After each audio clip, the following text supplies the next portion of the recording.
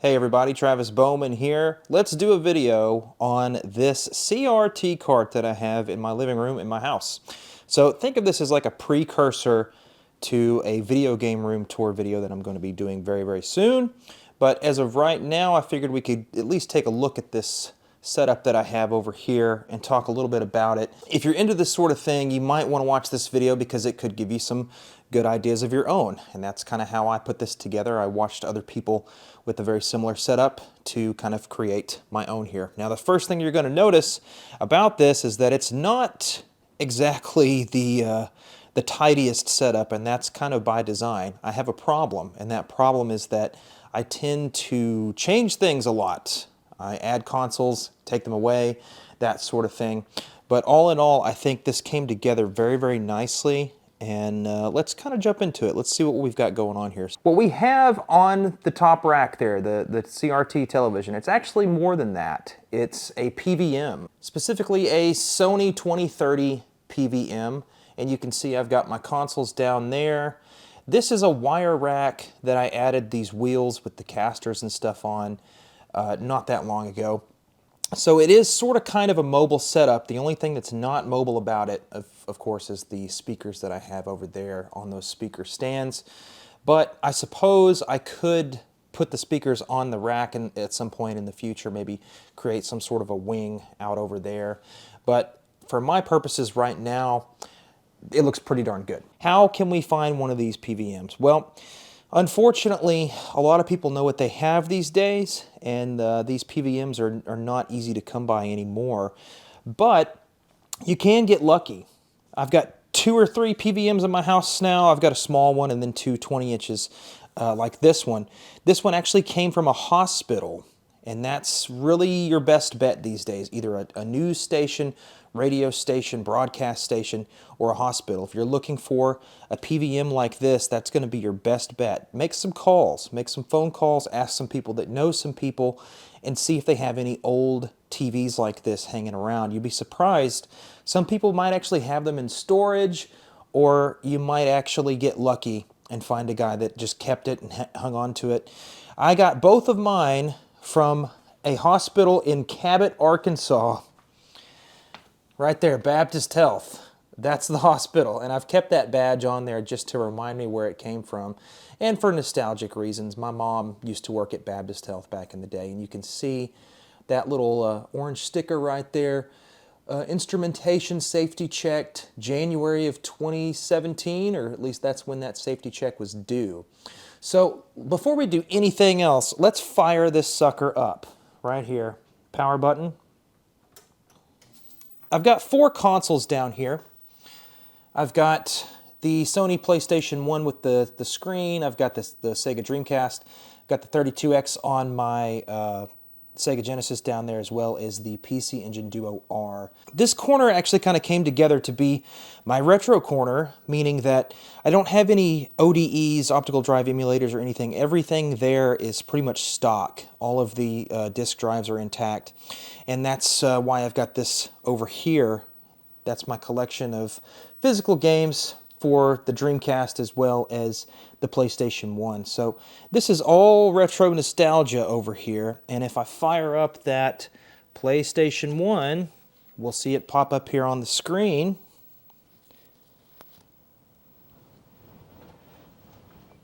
No audio because I don't have the speakers turned on right now, but I just wanted to show you how this actually comes together. I've got every one of these 4 consoles hooked up and ready to be played at a moment's notice, and that all comes down to this right here, which is a Scart Switcher. Scart is a European video connection that we never got here in the United States. Now, this is a Scart Switcher, so I can connect 6 consoles at the same time, and you see I've got 2 ports that are not being utilized right now, and I've got 2 outputs available to me. One is this gigantic SCART cable right there, and if I wanted to go component out, I most certainly could with this device. So for a long time, these SCART switchers were very, very difficult to get a hold of, very difficult to get your hands on, but I managed to get this on AliExpress. I took a chance on it, and you can see with that blue cable right there, it is powered. So it has to be powered to work, But this was not expensive at all. The G Scart is one of the desirable Scart switchers out there that is quite a lot of money, and I didn't have to pay a lot. I think this was like 50 or 60 bucks for this device, and this is how all of my consoles are connected to this PVM. It's actually really nice. The quality is really great. There's no degradation of the image or anything like that, surprisingly. And who would have thunk it that AliExpress actually makes a quality product, but they sure do. Okay, so let me scoot this PVM out just a hair so you can see what's going on behind it. So here we have the reverse of this Sony PVM 2030. You can see back here we've got some inputs, mostly for composite, and there is actually an S-video input on the back of this, which is really, really nice. So the thing about this particular PVM is that you can see right over here, these little screw holes. This PVM, back in the day, actually had its very own speakers that would connect to the side of the PVM, but unfortunately I do not have those. So as a result, what we are left with is the speakers that you saw on the stands previously. Look at what we have over here. This is the important connection right there. So this is not component, contrary to popular belief. This is a very specific connection which is called BNC. BNC connectors are used for equipment just like this. So that's how I've got this hooked up. BNC to SCART. You can see right here, this cable goes into my SCART cable, and that's how I've got it connected to my PVM right here. Now the wonderful thing about this SCART switcher is that it's automatic, meaning that I can come down here, turn off the PlayStation, and turn on the Dreamcast, and we'll see that Dreamcast logo pop up on this CRT. That's super, super cool. I really, really do enjoy that feature of this SCART switcher. You know, it's so nice to have it just automatically switch to whatever console you're using. Main thing though, you definitely do not want to turn on two consoles at once. You want to make sure that you're only powering the console that you are trying to play at any given time. So in addition to the PVM and the consoles and stuff, these speakers, I don't even remember the brand name of them. You can see this little thing has been pushed in over time. That's actually how I got them. But they're super cheap speakers. They're not, you know, expensive or anything. And to be honest, they sound great for just playing some games on this PVM. We got a kitty cat down here. She's very interested in what I'm doing over here. Thank you. This is a good idea if you want to get into retro gaming but don't want to dedicate a giant space to do so, like some people do over there. But I like this setup because unlike my larger setup, we have basically a means of revisiting the past. You know, obviously we didn't have PVMs and stuff back in the day. That's just a plus because of the really nice video quality that we have on those PVMs. But in this corner, everything is basically the way that it would be back in the day, meaning you don't have the fancy optical drive emulators. What you have are the consoles, and you can put the games in just like you did back in the day, and it's just a reminder of what things were back then, and that's why I really like it. This corner has really kind of come together over here, and I really, really enjoy this edition of my house, this retro corner. And I've got this nice comfy recliner chair right there, kitty cat on the floor, on the rug. It's really, really come together over the last couple of years.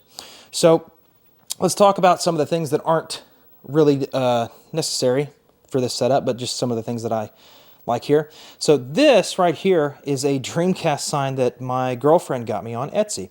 And it's a super cool addition to this because the Dreamcast is my favorite console of all time. And I just like having it there. It's a nice piece, conversation piece, and it just looks really cool. Now, this is another 3D printed thing that I got from my buddy Billy, and this is a VMU holder for the Dreamcast. And we kind of sort of designed this together. He did obviously the majority of the work, but I mentioned how nice it would be to have the numbers there on the side so you can really kind of document which VMU that you are using. Now, this setup was extremely easy to put together. And the majority of what I've learned about setting up PVMs and doing a CRT cart have come from other people on YouTube that know a hell of a lot more than I do. But I do really love this setup over here. I think it really, really comes together. And like I said, besides the speakers, this is a completely mobile setup, and I have it to where I can move it in any room in my house, or I could even move it outside on the deck when the weather's really nice. You can find a lot of this stuff locally as well. You know, that little cart is not a difficult thing to find. You can find something like that at Target. And I just really like it because of the fact that you can put all your consoles on it and you don't have to worry about things overheating. It's got great heat dispersal. And it just looks like back in the day in elementary school when the guy would come in with the CRT cart and we would watch something. It's nice to kind of have that sort of nostalgia in the house as well. But I was really lucky to find this PVM. That's the main thing that's going to be hard for you to find, is a PVM. But you know what? You can still find CRTs for not a lot of money. You can still find a good CRT television to put on a rack like this. And it doesn't have to be perfect. That's the brilliance of this. It doesn't have to be a super high quality PVM for it to be a great setup. A great mobile setup too. This was very, very cost effective. I got this rack for very, very cheap. I think I paid like 10 or 20 bucks for it on the Facebook Marketplace. I had to order the casters with the wheels and everything, but that wasn't too expensive. And you know, the consoles I've already had, and I already had the speakers and the stands and everything, so I'm really, really happy with the way that this turned out and the way that it came together. And you know, some people might not dig it, but I really do like the way that it looks. I really like the way that it's set up here in the corner, and it's ready to go at a moment's notice. I'm curious to know what you guys think about this setup, and if you would like to incorporate any of this into your own setup. And if you have any questions, feel free to write them in the comments section below. I really appreciate you guys checking out my channel and for anticipating the video game room tour that is coming very, very soon. I hope you guys stick around for that and subscribe, because I'm really excited to talk about some of this stuff that I have in this room. So thank you guys very much for watching, and I'll catch you at the next video. Thanks very much. Bye-bye.